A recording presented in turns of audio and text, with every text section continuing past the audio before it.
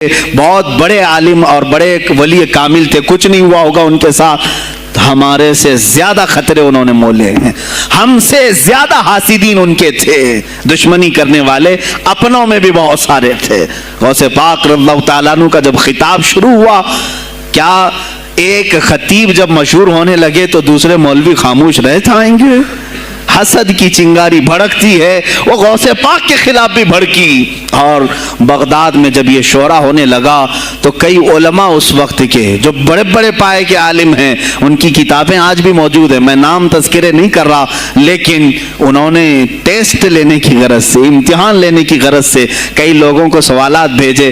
ایک دن مجلس میں ایسا تھا کہ غوث پاک تفسیر قرآن بیان کرتے تھے، تفسیر قرآن بیان کرنا غوث پاک کا محبوب مشغلہ تھا، روزانہ قرآن کی تفسیر عرض کرتے۔ ایک دن مجلس میں بڑے بڑے علماء کی جماعت، جس میں عبد الرحمن جوزی جیسے بڑے فقیہ محدث ہیں، ان کی ایک جماعت آئی، قرآن کی جو آیت کی تفسیر وہ کر رہے تھے، اس تفسیر کو کئی کتابوں سے انہوں نے اخذ کیا اور لے کر کے آئے، مجمع میں بیٹھے ہیں، غوث پاک نے تفسیر شروع کی۔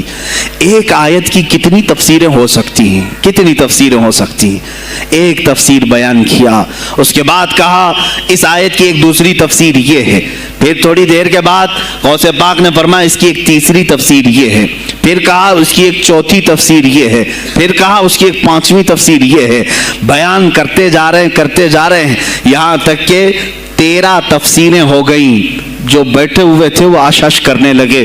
اس کے بعد اتنا ہی نہیں، آگے بڑھتے رہے، آگے بڑھتے گئے، 40 تفسیریں ایک آیت کی آپ نے بیان کی۔ جو آئے تھے وہ کھڑے ہو گئے، اور اس کے بعد غوث پاک رضی اللہ تعالیٰ عنہ کو دیکھنے لگے۔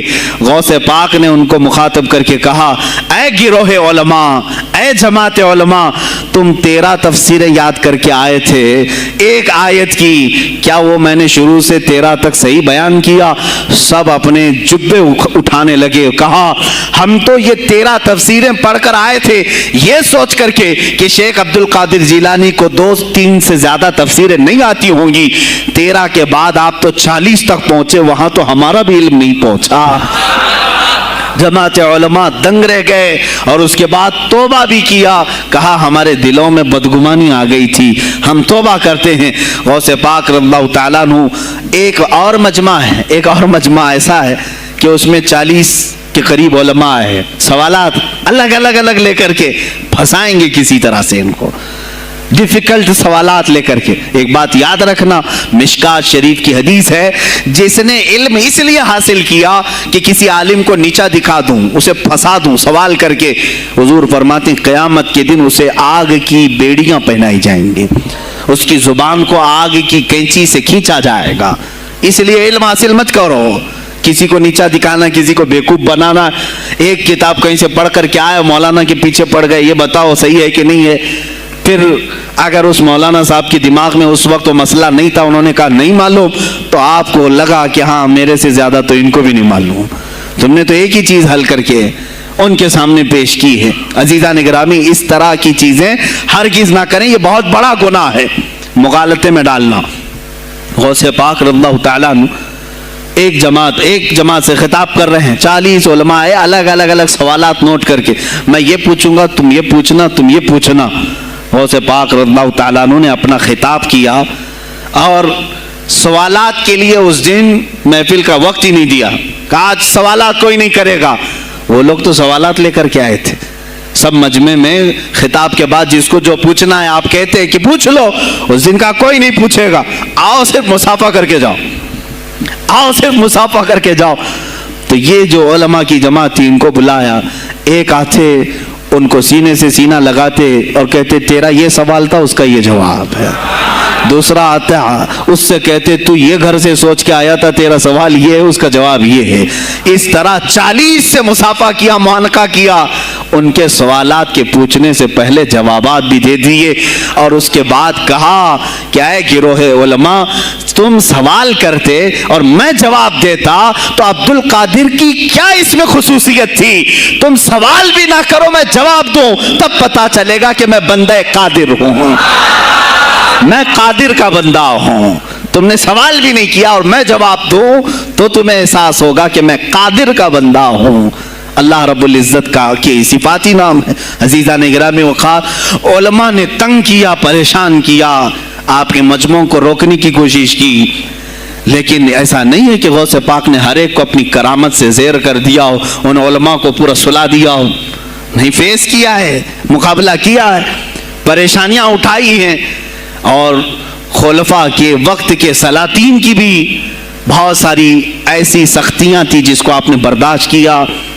کئی لوگوں نے آپ پر پابندیاں لگانے کی کوشش کی تھی. یہ تو سرکار غوث پاک کی استقامت تھی کہ آپ جمے رہے.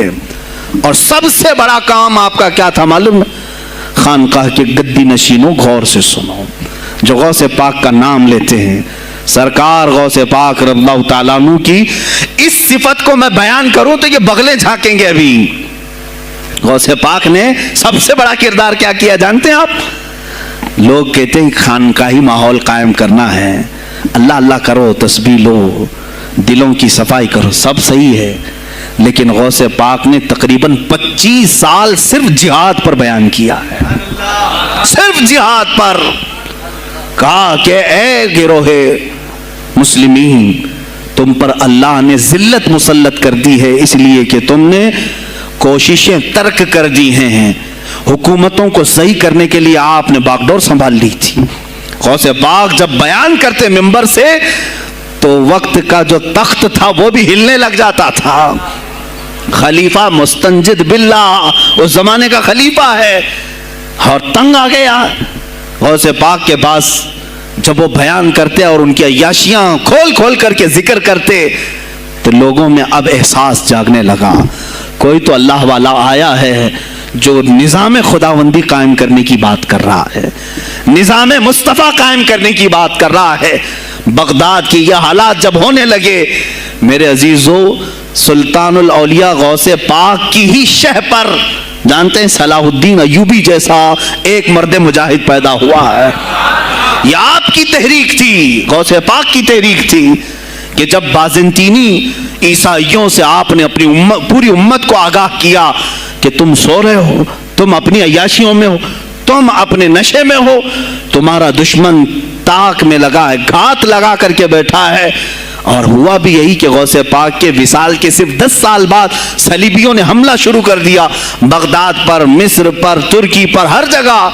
اور یہی حملے کی وجہ تھی صلاح الدین ایوبی جیسا مرد مجاہد کھڑا ہوا اور پھر انہوں نے پورے بیت المقدس کو فتح کر کے اپنے سر ایک صحرا باندھا. آج تک امت اس کے احسان کو یاد کرتی ہے. میرے عزیزو، غوث پاک کے زمانے کے ہیں صلاح الدین ایوبی. اتنا ہی نہیں، آپ ہی کی تحریک تھی، غوث پاک کی تحریک تھی کہ تم جوانوں کو تیار کرو، تمہاری زندگی عیاشی کے لیے نہیں، اللہ کا نظام قائم کرنے کے لیے ہے. تم اللہ کا نظام قائم کرنے کے لیے آئے ہو دنیا میں، کیونکہ اللہ نے تمہیں خلیفۃ اللہ کہا ہے. اللہ کے تم خلیفہ ہو، تم نائب ہو اللہ کے. تم یہاں پر اپنی موج مستی کے لیے نہیں آئے. اب اس زمین پر بات ہوگی تو صرف میرے مولا کی ہوگی، اس زمین پر بات ہوگی میرے مصطفیٰ کی ہوگی. یہ سیدنا عبد القادر جیلانی کا اعلان تھا. ہے کوئی آج پیران اسلام وہ اعلان کریں کہ آج اس زمین پر صرف ہم ناموس رسالت کی بات کریں گے؟ کون ہے؟ کیوں بیٹھے ہو؟ غوث پاک سے اگر تمہاری ادنا سی نسبت ہے تو پھر تمہیں اپنے جوانوں کو، اپنے مریدوں کو یہ سکھانا ہوگا کہ موٹے موٹے نذرانے دینے سے نہیں چلے گا، اپنی گردنیں حضور کو پیش کرنے کے لیے تیار کرو. تم تیار ہو جاؤ اپنا خون اور اپنی گردن بارگاہ مصطفیٰ میں دینے کے لیے. یہ آج تربیت دو، ورنہ پھر دشمن تمہیں کچا چبانے کے لیے تیار ہے، کچا چبانے کے لیے تیار. عزیزان گرامی، میں غوث پاک کی تحریک آپ کو بتا دوں کون سی تحریک تھی. وہ صلاح الدین ایوبی جو بیت المقدس فتح کیا، یہ غوث پاک کی تحریک ہے. اور پھر چند سالوں کے بعد پورے عالم اسلام میں جو خلافت عثمانیہ قائم ہوئی، غازی ارطغرل جو آئے، یہ تحریک بھی غوث اعظم کی پیدا کی ہوئی تھی. आपने जवानों को मुतहर्रिक किया था और फिर उम्मत का वो शऊर बेदार किया था जो उनमें मुर्दा कर चुके थे कुछ हुकूमत के कारिंदे।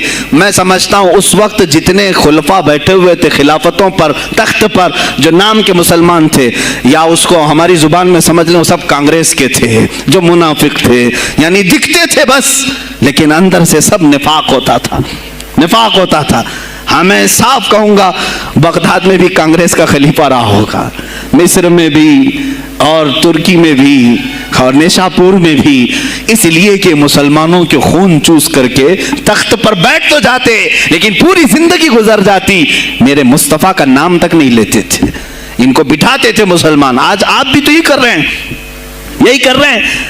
हम अपना अपना समझ करके जिनको ऊपर तक बिठाते हैं, पूरी जिंदगी छान मार करके देख लो, कभी ये निज़ाम कुरान की कभी बात किया है?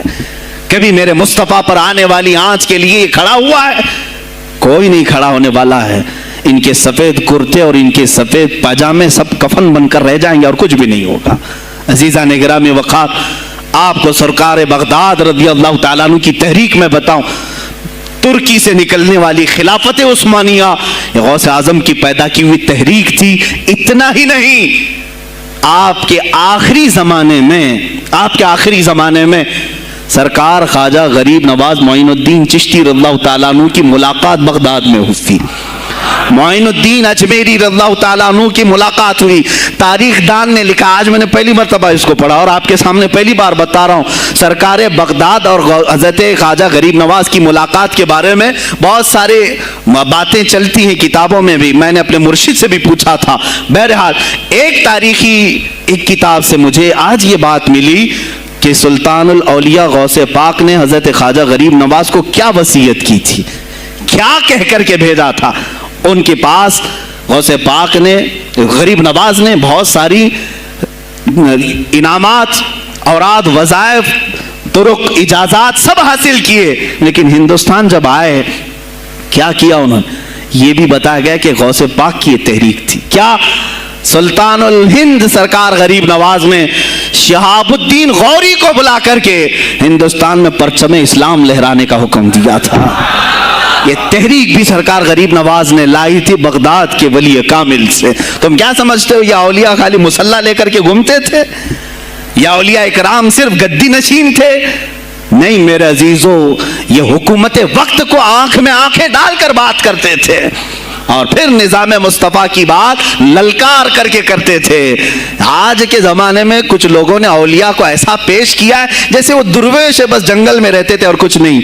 नहीं मेरे अजीज़ों, वो अल्लाह के शेर थे, अल्लाह के शेर थे। इसीलिए तो इकबाल ने कहा है, अल्लाह के शेरों को आती नहीं रूबाही। वो कभी लोमड़ीपन का उन्होंने अपने आप में इजहार ही नहीं किया कि नहीं ये भी चलेगा वो भी चलेगा, कभी नहीं। वो गरजते थे अपने तख्त पर, अपनी खानकाहों पर। देखें, खलीफा मुस्तंजिद बिल्लाह, अबुल मुजफ्फर उसको कहते हैं, बगदाद का वो खलीफा, अब्बासी खलीफा, बड़ा ताकतवर, और उसी के जमाने में गौसे पाक हैं। एक फारस से आने वाले अजमी अब्दुल कादिर, शेख अब्दुल कादिर, जब बगदाद की जामा मस्जिद में बयान कर रहे हो, दरो दीवार हिल रहे हैं। वह अपने खिलाफत के दरबार में बैठा है खलीफा, अचानक बहुत जोर की आवाज आई, पूरे महल में गूंज गई। पूछा ये आवाज कैसी बगदाद में? लोगों ने मालूम करके बताया कि शेख अब्दुल कादिर जीलानी ने छींक मारी, उनके मुरीदों ने सिर्फ जवाब दिया है। उनको छींक आई थी, जवाब में लोगों ने यरहमुकल्लाह कहा, वो खलीफा वक्त के महल तक पहुंच गई आवाज। तो उसने कहा ये तो पूरा हिला देने की बात है। एक बात याद रखो मेरे अजीजों, आवाज हो सकता है तुम्हारी मस्जिद से बाहर जाए न जाए, तुम्हारी आवाज का दारो मदार तुम्हारे गले पर नहीं है। एक बार तुम पुकारोगे, पहुंचाना मेरे मौला का काम है। अब हमारी आवाज कहां कहां तक पहुंचती है, किसके किसके टायर फटते हैं, ये सब बात की बात है। तुम पुकार करके तो देखो। अल्लाह रब्बुल इज्जत के नाम पर अजीज़ा ने गिरामी वक़ार मुस्तंजिद बिल्लाह आया और वही किया जो हर अय्याश करता है। जाहिर सी बात है, मौलवी साहब कुछ ले दे के छोड़ दो, जान बख्श दो, जाओ कहीं बैठो, आप अल्लाह अल्लाह करो। کہاں یہ حکومت سیاست کی باتوں میں آپ آ گئے؟ چند دنوں پہلے میں نے بھی سیاست کی بات کی تو مجھے بھی ایک مشورہ ایسا آیا کہ آپ کو انٹرسٹ ہے ایم پی بننے کا، ایم ایل اے بننے کا؟ میں نے کہا مجھے انٹرسٹ تو نہیں ہے لیکن کرسی صاف کرنے کا انٹرسٹ بہت ہے، اس پر جو کچرا ہے اس کو صاف کرنے کا انٹرسٹ بہت ہے۔ انشاءاللہ العزیز وقت آئے گا وہ صاف ہوں گی بھی۔ عزیزان گرامی، مستنجد باللہ 10 اشرفیوں کی تھیلیاں لے کر سونے کی غوث پاک کے دربار میں آیا۔ آپ مریدین کے ساتھ بیٹھے، ارے وہ حال و قال کی مجلسیں ہیں۔ مستنجد باللہ آیا غوث پاک کی بارگاہ میں، کہا کہ یہ حضور آپ قبول کر لیں، نذرانہ ہے۔ آپ نے کہا تو رکھ لے اپنا نذرانہ، تو اپنے پاس رکھ لے۔ کہا کہ ہدیہ قبول کرنا سنت ہے، آپ سنت کے خلاف کرتے ہیں۔ غوث پاک نے کہا اللہ ایک تھیلی لیا اور اپنے بغل میں دبا کر کے اس کو نچوڑنا شروع کیا تو اس سے خون ٹپکنا لگا۔ خون اتنا ٹپکنے لگا تو حاضرین مجلس دم بخود رہ گئے، خلیفہ مستنجد باللہ بھی دیکھ رہا تھا۔ غوث پاک نے فرمایا ابھی تو یہ ایک تھیلی ہے، میں 10 کو نچوڑوں گا تو یہ خون تیرے دربار تک پہنچ جائے گا، تیرے دربار تک پہنچ جائے گا۔ تو مجھے وہ اشرفیاں دینے آیا ہے جو تو نے غریبوں کے مال کو چوس کر کے حاصل کیا، تو مجھے خریدنے کے لیے آیا ہے۔ اگر مجھے تیرے خاندان کی حرمت کا خیال نہ ہوتا تو میں آج پورے بغداد کی نالیوں میں اسی کا خون بہاتا۔ خلیفہ مستنجد باللہ بے ہوش ہو گیا، اور اس کے بعد جب ہوش آیا اس نے توبہ کیا اور آپ کے ہاتھ پر بیعت بھی کیا۔ اب اس کے بعد وہ خلیفہ ایسا پاک ہوا، نظر غوث جو پڑھی۔ اب اس کے بعد دربار خلافت کے حالات کیا ہو گئے سنیں۔ میں آج سیاست پر بات کر رہا ہوں۔ اب خلیفہ مستنجد باللہ کا دل جب صاف ہوا، 8 دن کے بعد وہ حاضر آیا، کہا سلطان الاولیاء اے شیخ عبد القادر جیلانی آپ حکم فرمائیں کہاں کس طرح کا گورنر رکھنا چاہیے، گورنر کس طرح کا ہونا چاہیے آپ نے۔ غوث پاک نے اپنے خلفاء کو حکم دیا کہ لسٹ بنائی جائے، اسلامی سلطنت میں گورنر کون ہوگا۔ لسٹ بنی، کہا وہ ہوگا جس کی تہجد قضا نہیں ہوتی، وہ گورنری پر آئے گا جو سنت رسول کو ہلکا نہیں سمجھتا ہوگا، وہ گورنری پر آئے گا جس کی نمازیں کوئی قضا باقی نہ رہی ہوں، اس لیے کہ جو اللہ کا قرضہ باقی رکھے گا وہ لوگوں کا بھی مال کھا جائے گا۔ آپ نے لکھایا نام، خلیفہ مستنجد باللہ نے آپ کے اشارے پر گورنر پورے تبدیل کر دیے۔ ہر جگہ پر ایسے لوگوں کو رکھا جو سرکار غوث پاک کے یا تو مرید تھے یا خلیفہ تھے یا شاگرد تھے، اور ان کے دلوں میں اللہ کا خوف تھا، اور وہ پورے بغداد اور آس پاس کی سلطنتوں کو سنبھالے ہوئے تھے۔ ایک وقت ایسا آیا کہ وہی چند سال پہلے جو بغداد نشے میں ڈوبا ہوا تھا، 10 سالوں کے بعد لوگ کہنے لگے کہ آج بغداد ایسا لگ رہا ہے جیسے عمر بن خطاب کا زمانہ آ گیا ہو، عمر بن خطاب کا زمانہ آیا ہو۔ تم نے تو غوث پاک کی 11ویں کھائی ہے نا، اصلاح حکومت ان سے نہیں سیکھا، وہ آئے تھے نظام تبدیل کرنے کے لیے۔ آج میں علماء سے بھی یہی کہوں گا، تم حق بات تو پہنچاؤ قوم تک۔ آج حالات ایسے ہیں میرے عزیزوں، ڈر اور خوف ان کے سینوں پر طاری ہوا۔ کس بات سے ڈرتے ہو؟ کیا تم نے اللہ کی ذات پر ایمان نہیں لائے؟ یہ نہیں کہتے ہو موت و حیات اللہ کے ہاتھ ہے، رزق اللہ کے ہاتھ ہے، پھر ڈرتے حکومت وقت سے کیوں؟ مجھے ابھی چند دنوں پہلے ایک میسج یہ بھی آیا تھا کہ حضرت آپ تو پاکستان کے علامہ خادم حسین کی تعزیت پر بیان کر رہے ہو، آپ دیکھ نہیں رہے یہاں کا ماحول کیسا ہے؟ عزیزان گرامی، اس دن مجھے افسوس اس بات پر ہوا، سوال پر، ہائے افسوس، اس قدر تمہارے ضمیر مردہ ہو گئے، اس قدر تم بزدل ہو گئے، لاکھوں لوگوں کے دلوں میں شمع عشق مصطفیٰ جگانے والے پر تمہاری زبان بند ہے، تمہاری زبان بند ہے۔ میں نے صرف ایک جملہ کہا، کوئی فرق نہیں پڑتا، میں اس ملک میں رہ رہا ہوں جہاں کا پرائم منسٹر ایک سور خبیث فرانس کے صدر کے لیے ٹویٹ کر سکتا ہے، تو میں پڑوسی ملک کی کسی عاشق رسول کی تعزیت کیوں نہیں کر سکتا؟ کیوں نہیں تعزیت کر سکتا؟ اگر تجھے اگر ہندوستان کی تخت پر بیٹھنے والے کو فرانس کے صدر سے کوئی دلی عشق ہے، محبت ہے، تم اس کی معشوقہ ہو یا محبوبہ ہو، مجھے فرق نہیں پڑتا، لیکن اتنا ضرور ہے عاشق رسول مشرق میں ہو، شمال میں ہو، جنوب میں ہو، مغرب میں ہو، جب اس کی روح جائے گی تو ہماری بھی روح تڑپے گی۔ ہماری ڈور بندھی ہوئی ہے مدینۃ الرسول سے۔ میرے آقا صلی اللہ علیہ وسلم کی جو بات کرے گا وہ پھر کسی بھی ملک کا باشندہ ہو۔ تم کہتے ہو تعزیت کے لیے، ارے میرے عزیز، اگر میں سامنے ہوتا تو اس کے قدموں کی خاک میں اپنے امامے پر رکھتا۔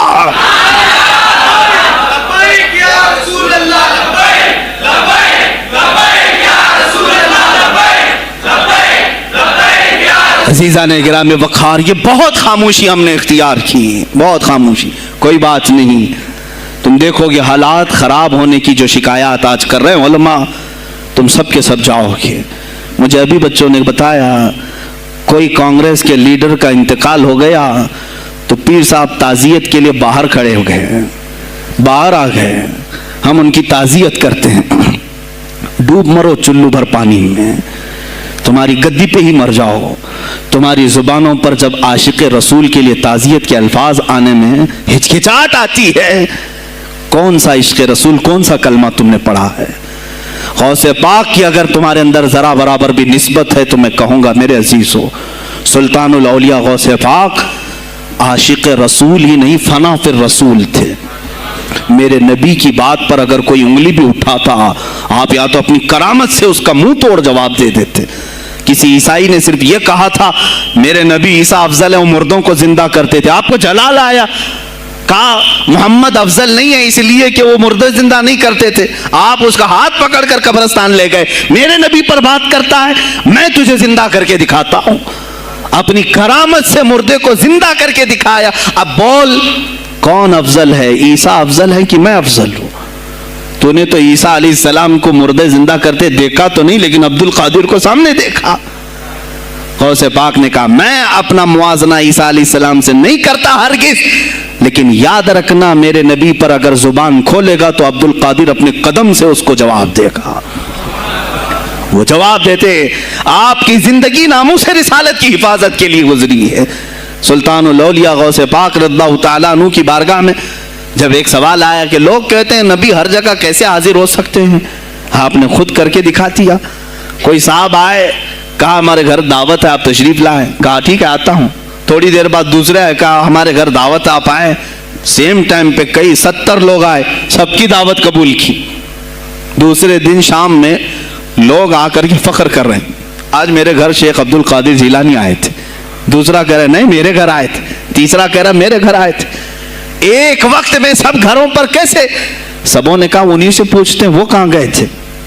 جب لوگ آئے تو سننے میں یہ آتا ہے کہ آپ ایک درخت کے نیچے بیٹھے تھے، لوگ سوال کرنے کے لیے آئے، سب آپس میں کہہ رہے ہیں ہمارے گھر آئے تھے، ہمارے، آپ بتائیں کیا کس کے گھر گئے تھے؟ تو انہوں نے کہا درخت کے اوپر دیکھو۔ تو لوگوں نے درخت کے اوپر نگاہ ڈالی تو دیکھا ہر پتے پر شکل عبد القادر نظر آ رہی ہیں۔ فرماتے ہیں اللہ نے عبد القادر کو یہ اتنی قدرت دی ہے کہ بیک وقت وہ کئی جگہوں پر حاضر ہو سکتا ہے۔ تو جب ایک غلام رسول کو اللہ نے یہ طاقت دی تو رسول مختار کو کتنی طاقت دی ہوگی۔ انہوں نے ناموس رسالت کو واضح کیا ہے میرے عزیزو۔ اولیاء کاملین اسی لیے آتے ہیں، وہ نبی کا پرتو بن کر کے آتے ہیں، اور آج ان کے نام کی 11ویں کھا کر کے موٹے ہو رہے ہیں، بس اور کچھ نہیں۔ اور لوگ یہ سمجھتے ہیں نفس کو موٹا کر کے تم اپنی زبانوں میں گھی لگا چکے ہو، بولو گے تو پکڑے جاؤ گے، بولو گے تو تمہارے اوپر کیس ہو جائے گا، ہو نہیں تو۔ میرے عزیزو آج تو حالات ایسے ہیں، میں رو پڑا کل جب مجھے یہ رپورٹ ملی کہ صرف ہندوستان کی سوشل میڈیا پر 25,000 پوسٹ میرے نبی کی شان میں گالیاں دی گئی ہیں، 25,000 لوگوں نے گستاخی کی ہے۔ تم بھی تو رات بھر انٹرنیٹ چلاتے ہو، پورا کا پورا وقت اپنے موبائل میں صرف کرتے ہو، جانا ہے تمہیں بھی میرے آقا کی بارگاہ میں، یاد رکھنا حضور پاک صلی اللہ تعالیٰ علیہ وسلم کے دربار میں جانے والے ہو اور تمہارا کوئی عذر قبول نہیں کیا جائے گا۔ حضرت سعد بن ربیع کی وہ بات مجھے یاد آتی ہے، جنگ احد میں हुजूर की हिफाजत के लिए लड़ते लड़ते मैदान में ऐसे आ गए थे काफिरों के कि आपके गोश्त के टुकड़े उड़ रहे थे, जिस्म के गोश्त के टुकड़े उड़ रहे थे। मेरे आका देख रहे थे। शाम का वक्त हुआ, उहद का मैदान, हवाजें, सन्नाटा, 70 लाशें पड़ी हुई थी साहबा की। अल्लाह के नबी ने पुकारा, मेरे साथ को ढूंढो, कहां है, साथ कहां है? साहबा कहते हैं हम आवाज देने लगे, साथ तुम जिंदा हो, रसूल तुझे बुला रहे हैं। हजरत साद बिन रबी 7 लाशों के नीचे दबे हुए थे और सांसें भी चल रही थी, सांसें चल रही थी। साहबा ने जब आवाज देना शुरू किया कि रसूल पाक याद कर रहे हैं, वहीं से वो हरकत करने लगे। अंदर से आवाज दी, ए जवानों, साद जिंदा है, मैं यहाँ लाशों के नीचे दबा हुआ हूं। हटाई गई लाशें तो देखा उनके जिस्म में कुछ बचा ही नहीं था, कुछ नहीं था, सब फट चुका है, पेट को तक चाक किया गया है, सांसें बाकी। साद बिन रबी कहते हैं, ए साहबा, शायद मैं रसूलुल्लाह तक नहीं पहुंच पाऊंगा, हुजूर ऊंचे टीले पर बैठे हुए हैं, शायद नहीं पहुंच पाऊंगा, मेरा सलाम मेरे नबी तक पहुंचा देना, हुजूर तक पहुंचा देना। लेकिन आने वालों को क्या कहा जानते हैं? मैं ए जवानों तुम सबसे कहूंगा आज के हालात में। साद इब्न अबी रबी कहते हैं, ए साहबा, मैं तो जा रहा हूं, मेरी आखिरी सांसें हैं, लेकिन अगर तुम्हारी आंखें चमकती रही, तुम्हारे जिस्मों में जान बाकी रही और मेरे नबी पर अगर किसी ने उंगली उठाई और गाली दी, मैं क़यामत के दिन उसे नहीं छोड़ूंगा। और याद रखना, अल्लाह की बारगाह में तुम्हारा कोई उज़्र कबूल नहीं किया जाएगा अगर तुम्हारे जीते जी तुम्हारे नबी की जात पर किसी ने कीचड़ उछाला। हजरत साद रबी इतना कह करके इंतकाल हो गए, वो हुजूर तक पहुंचाए भी नहीं जा सके। ए मेरे अजीजों, ए जवानों, तुम क्या समझते हो कि तुम दुनिया से इसी तरह निकल जाओगे? कुरान में भी अल्लाह ने कहा, हम हसिबतुम अन तदखुलुल जन्नत, तुम ये सोच करके बैठे हो कि हम जन्नत में चले जाएंगे। पीर साहब का दामन पकड़ लिया है, मुझे तो जाना ही है, जन्नत में पीर बख्शवा देंगे हमें। तुम बरस में एक मर्तबा 11वीं करके और फातिहा नियाज करके समझते हो इस्लाम का हक अदा कर दिया। यहां तुम्हारे नबी की अजमत पर रोज बरोज हमले हो रहे हैं।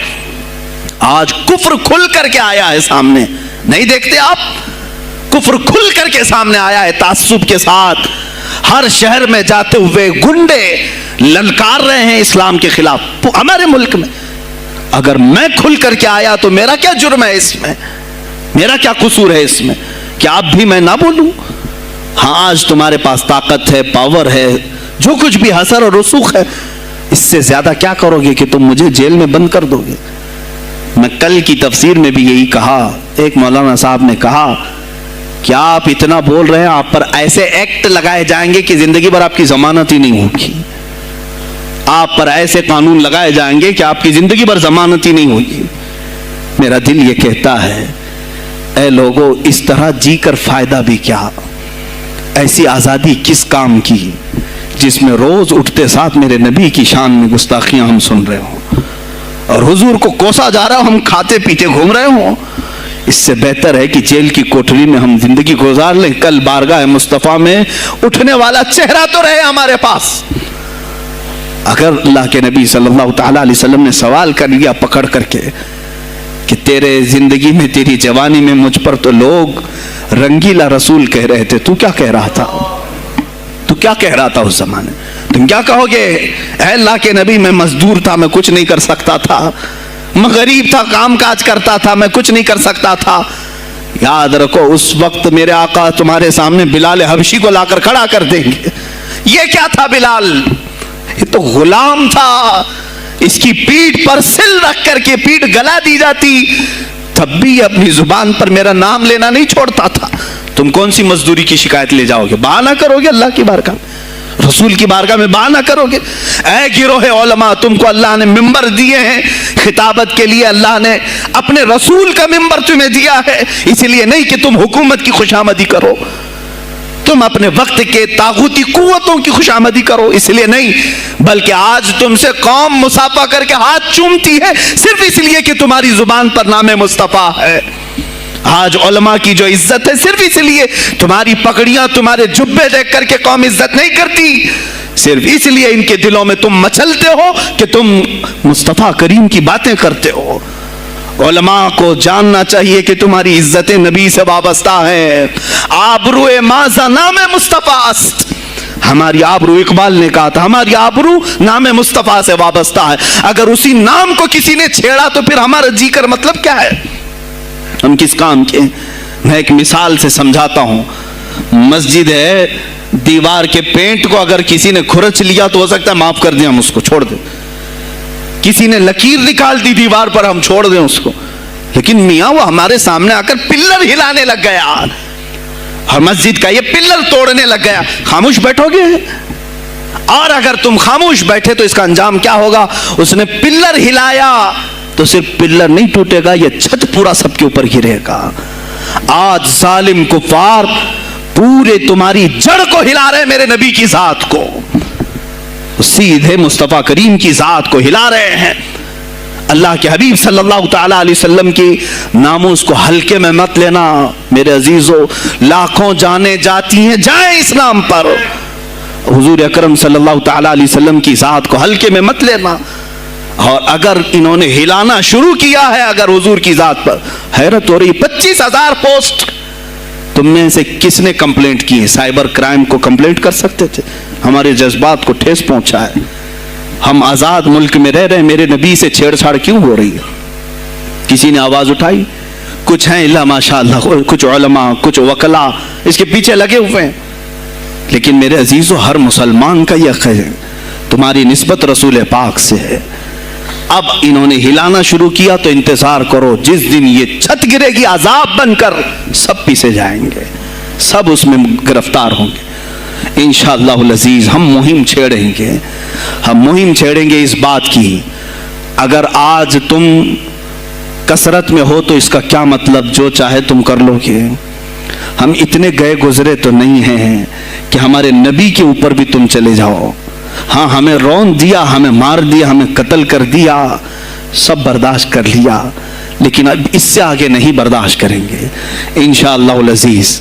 میں آواز دیتا ہوں اسی منبر سے، اے گروہ علماء، اے جماعت صوفیہ، اے خانقاہ کے گدی نشینوں، باہر آؤ، آؤ حکومت وقت سے ایک مطالبہ یہ کرو، اے حکومت وقت کے تخت پر بیٹھنے والوں، ہمارے ہند میں پارلیمنٹ میں بھی ایسا قانون پاس کرو کہ کوئی میرے نبی کی ذات پر بھونکے تو اسے موت کی سزا ہو جائے۔ ہم یہ چاہتے ہیں۔ اگر اس قانون کو تمہیں لانے میں کچھ زندگیوں کی ضرورت ہے تو یہ فقیر حاضر ہے اور میرے ساتھ بھی کچھ تمہارے لیے حاضر ہوں گے، لے لو ہماری جانیں اور ایک قانون ایسا بنا دو تاکہ قیامت تک پھر یہاں پر کوئی نہ بھونکے میرے نبی کی ذات پر۔ تم قانون صرف میرے نبی کے لیے نہیں، تم اپنے دیوی دیوتاؤں کے لیے بناؤ، شانتی سے رہو۔ ہم نے کبھی تمہارے خلاف بھونکا نہیں ہے، ہم نے کبھی دیوی دیوتاؤں کو چھیڑا نہیں ہے، اس لیے کہ اسلام اس کی اجازت نہیں دیتا، ہم گالی نہیں دیتے، ہم اسلام کی حقانیت سے بیان کرتے ہیں، لیکن خاموش رہنے کی یہ سزا ہمیں دی جا رہی ہے کہ ہمیں گالیاں دیتے دیتے یہ اب ہمارے نبی تک پہنچ گئے، ہماری ماں عائشہ صدیقہ تک پہنچ گئے، اور ہمارے تمام اکابرین اسلاف تک پہنچ گئے، اور 25 کروڑ کی تعداد میں خاموشی یہ اچھی نہیں ہے میرے عزیزو، اچھی نہیں ہے۔ آج افسوس اسی بات کا ہے جن کو اللہ تعالیٰ نے اپنے نبی کی نیابت عطا کی ہے، وہ نائب رسول ہیں یا کسی خانقاہ کے گدے نشین ہیں، تم یہ مت سمجھ لینا کہ تمہارے آبا و اجداد کمال کے تھے، بزرگان دین تھے، تم چھوٹے جاؤ گے، نہیں، سوال تو ہوگا، تمہیں سوال ہوگا، مجھ سے بھی ہوگا، میں یہ نہیں کہہ رہا ہوں کہ میں کوئی الگ ہوں، سوال ہوگا۔ آؤ سر جوڑ کر کے ہم اس سلسلے میں کوشش کریں۔ غوث پاک رضی اللہ تعالیٰ عنہ کا یہی میسج تھا۔ ہندوستان میں شہاب الدین غوری نے جو پرچم اسلام لہرایا وہ آج تک اس کی دین ہے کہ مسلمان زندہ ہیں، یہاں مسلمان باقی ہیں۔ پوری دنیا میں نظام کو صحیح کرنے کے لیے آواز اٹھانا یہ بھی اولیاء کاملین کی بات ہے، ان کی صفات ہیں۔ صرف اپنی خانقاہ میں اللہ اللہ اور ذکر کرانا ہی ان کا کام نہیں تھا، वो दिलों को तो धुलते ही थे, लेकिन जो निजाम संभाल रहा होता उसकी बागडोर को भी धुलते थे, उसकी भी सफाई करते थे। तो अल्लाह का डर रखने वाला कुर्सियों पर आए, जो किसी का खून चूसने वाला ना आए। अज़ीज़ान गिरामी वक़ार, अपने सियासी शऊर को भी बेदार करो, सियासत को समझो, तुम कब तक इस्तेमाल होते रहोगे। अब इसमें उलमा को भी आना चाहिए कि इनके सियासी शऊर को बेदार करें। तुम्हारे साथ आज जो खेल खेला जा रहा है, तुम हर एक की जय विजय करते हुए हर पार्टी के पीछे जाते हो। तुमने आज तक अपना कायद नहीं ढूंढा, अपना कायद नहीं ढूंढा। और उनको देखो, वो कहते हैं कि अगर पेट्रोल 200 लीटर भी हो जाए तो हमारे कायद तो यही हैं, इसलिए कि हमारा हम मजहब है, वो हमारे मजहब की बात करता है। तुम्हारा कौन है मेरे अजीज? तुम किसी पर मुत्तफिक नहीं होते, और जो तुम्हारे लीडर हैं वो किसी और के पल्लू में छुपे हुए हैं, हाँ, किसी और की गोद में बैठे हुए हैं। जा जा करके ये सारे मुसलमानों को किसी और के यहाँ बेच करके आते हैं। ये सियासी शऊर बेदार करो। मुझे मालूम है मेरी ये बातों का सबसे ज्यादा एक्शन कौन लेगा, मुझे मालूम है। सबसे ज्यादा किसको खलबली मचेगी वो भी मुझे मालूम है। इसीलिए कि मैं उन सेकुलर पार्टियों के बारे में बोल रहा हूं जो चेहरा सेकुलर बता करके हम आप सबके वोट लेकर के चले जाते हैं, और फिर मुझे बताओ जिनको तुम अपना मसीहा समझ करके उनके पीछे जय जय करते घूमते रहते हो, तुम्हारे मजहब पर आज क्या हमले नहीं हुए हैं, क्या नहीं हुए? कश्मीर आज तक जल रहा है। कहाँ ये कांग्रेस क्यों नहीं बात करती है जो पूरे मुसलमानों की मसीहा है? कहाँ है वो समाजवादी, वो बीएसपी, फलां फलां फलां जो पार्टियां जिनमें सब मुसलमान जाते हैं? क्या इनको इतना भी शऊर नहीं कि वो पार्लियामेंट में इसके खिलाफ बात करें, कहें कि ये मुसलमानों के साथ जुल्म हो रहा है, हम इनके वोट लेते हैं?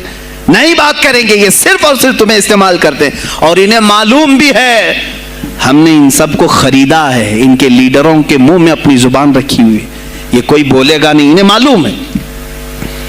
तुम्हें ये अंदाजा नहीं मेरे अजीजों, आज मैं बोलूं तो लोगों को तकलीफ होगी। कश्मीर के ऐसे हालात हैं, रो रहे हैं वहां पर। एक मौलाना है, मस्जिद के इमाम हैं, उन्होंने कहा, बाज़ाब्ता हल्फिया कहा नौजवान मेरे पास नमाज के लिए आता था, उसने ये कहा कि हजरत क्या सुसाइड करने की इजाजत है? कहा क्यों? कहा मेरे घर में कुछ लोग दाखिल हुए, मैं उनका नाम जिक्र नहीं कर रहा हूं, कुछ लोग दाखिल हुए, मुझे हाथ बांध करके खड़ा किया, मेरी माँ और मेरी बहन को नंगा किया, मेरे सामने कपड़े उतारे और उनकी इज्जत लूटी, और उसके बाद मुझे हाथ खोल करके छोड़ दिया। मुझे बताएं इसके बाद भी जीने का कोई मकसद रहता है? मुझे बताएं इसके बाद भी जीने का कोई हासिल है? ये सब तुम्हारे साथ भी होगा। जहां मेजॉरिटी उनकी मुसलमानों की थी वहां ये नंगा नाच करके दिखाया है, तो यहां तो तुम बहुत किल्लत में हो, तुम्हारे साथ बहुत कुछ हो सकते हैं अब भी अगर खामोश रहे। इसीलिए मैं बार बार कहता हूं, उठो वो घर ना हश्र न होगा फिर कभी, दौड़ो के जमाना चाल अपनी चल गया। तुम अपनी सियासत को मुंतखब करो, तुम अपनी क़ियादत को मुंतखब करो, और अगर अभी भी सियासी लाशऊरी की जिंदगी गुजारते रहोगे, लुक्मे बनते चले जाओगे, ये खाते चले जाएंगे। बात मैं सुल्तानुल औलिया गौसे पाक की कर रहा था, लेकिन मुझे ये हालात पर गुफ्तगू जरूर करनी है, इसलिए कि मुझे मालूम नहीं है कि मेरी जुबान पर कब ताले लगाए जाएंगे या मेरी गर्दन पर कब छुरी फेरी जाएगी, मुझे इसका अंदाजा नहीं। लेकिन ऐ मुसलमानों, तुम मेरी जात से उलझते हो तो उलझ जाओ, मुझे अगर ब्लेम करते हो, ताने मारते हो तो मार लो। चंद दिनों की बात है, जब तक मेरी सांसें चल रही हैं तब तक मुझे गालियां दोगे, लेकिन जिस दिन मैं भी दुनिया से जाऊंगा उस दिन तुम हमारी बातें याद रखोगे, उस दिन याद करोगे। मुझे अपने बच्चों को यही बताना है कि अब वो दौर आया है जहां मिंबरों से भी बोलने में अब घबराहट है। लोग अपने खौफ के मारे ऐसे हैं कि अपनी रोजी रोटी के चक्कर में मेरे मुस्तफ़ा की गालियां सुनना बर्दाश्त कर रहे हैं। देता है देने दो ना, हमारा क्या बिगड़ता है? इस पोजीशन में तुम आए हो आज, तुम्हारा इमाम जब इतना बुज़दिल है तो तुम्हारे दिलों में कौन सा ईमान बाकी रह जाएगा? इसलिए शऊर पैदा करो। अगर औलिया की निस्बत तुम्हारे दिल में जरा बराबर भी बाकी है तो उठो मेरे अजीजों। आप قیامت کے دن جواب دہ ہوں گے میرے نبی صلی اللہ تعالیٰ علیہ وسلم کی عظمت پر۔ آج جو حملے ہو رہے ہیں یہ ہماری زندگی کا سب سے بڑا ایشو ہے۔ آج مطالبے کرو، مانگو تو کس چیز کو مانگو؟ بس یہ ہے کہ میری نبی کی عزت سلامت رہے، مجھے دنیا میں اور کچھ نہیں چاہیے۔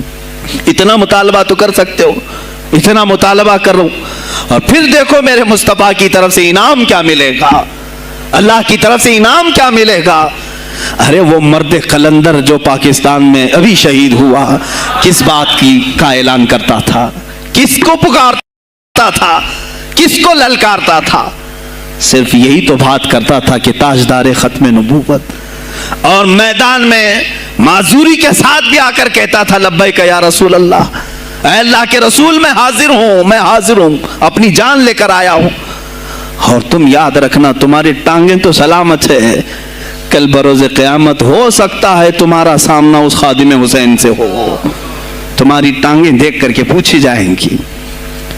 معذور ہونے کے بعد جب کوئی میدان میں میرے نبی کی عظمت پر پہرا دینے کے لیے آ سکتا ہے تو تم نے اپنی ٹانگیں کس کام کے لیے رکھی تھی؟ میرے عزیزوں، میں نے جتنی طاقت مجھے اللہ نے دی میں بول رہا ہوں، اب اس کے بعد کا محاذ تمہیں سنبھالنا ہے، آگے کی ہماری فکروں کو تمہیں لے جانا ہے۔ شاید اس زمانے میں ہم جی رہے ہیں جہاں اتنی آزادی نہیں ہوگی، چھوٹی سی بات کو آج بہت بڑا بنا کر کے اسے ختم کیا جاتا ہے، لیکن مجھے اندازہ ہے اس بات کا، ہندوستان کی آزادی میں بھی میرے اکابرین میں 30,000 علماء نے اپنی جانیں دی ہیں۔ کشمیر سے لے کر دلی تک ہر درخت پر ایک عالم کی لاش لٹکی ہوئی تھی، ان کی جانیں، ان کی قربانیاں رائیگاں نہیں گئیں۔